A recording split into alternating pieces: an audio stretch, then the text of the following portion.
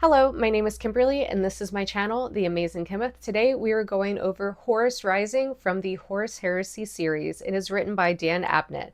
So grab yourself a cup of recap or Amasac, and let's get into this book. Many YouTubers have already covered the Horus Heresy as a whole or as individual books, so my goal is to give a quick synopsis and opinion so you can get to reading this book as soon as possible. In this book, we are introduced to Horus Lupercal of the Luna Wolves, and later they become the Sons of Horus.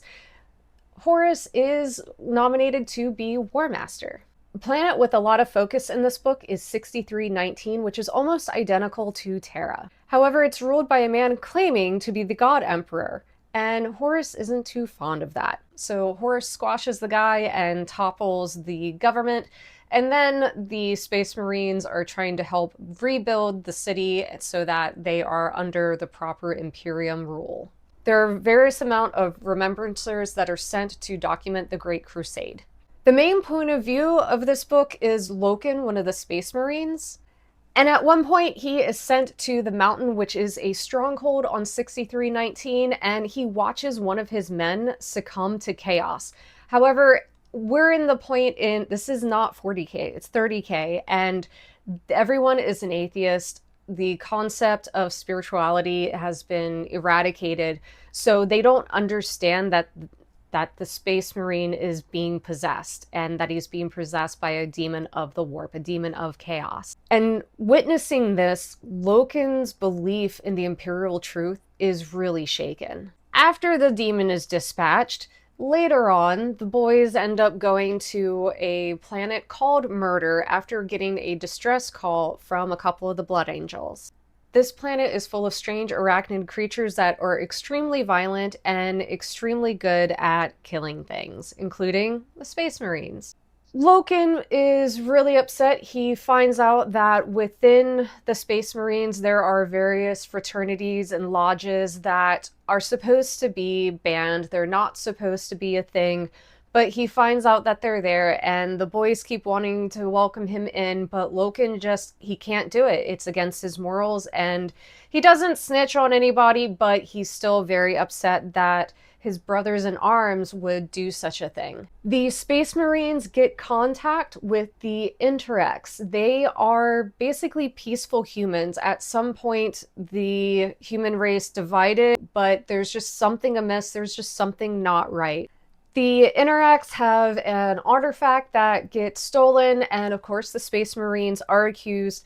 Tons of fighting, tons of action erupts. And the story ends with Horus being triumphant and getting out of this tiff with the Interrex. However, you can see where the cracks are already beginning to show. And there is this one scene where Horus is just very human, and he's just asking and wishing that the Emperor was there to help him and to guide him through and make these decisions. The pacing in this book is a bit all over the place.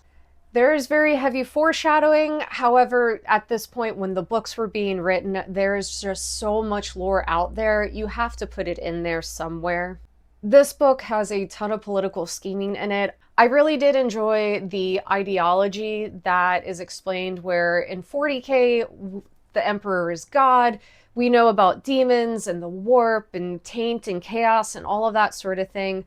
But in 30k, everything is pretty much just atheistic. There is nothing. There are no prayers. There are no acts that are for a god or a demon. It's just for your brethren, and even in the Emperor, he's just another guy. He's still not godlike yet, which is really interesting to see. You can definitely see where there is this concern throughout the book of loyalty versus blind obedience. And there is a difference, and you can see where some of the Space Marines are struggling with this. Throughout the whole book, there is a constant sense of foreboding, like there's something so dreadful that's going to happen soon.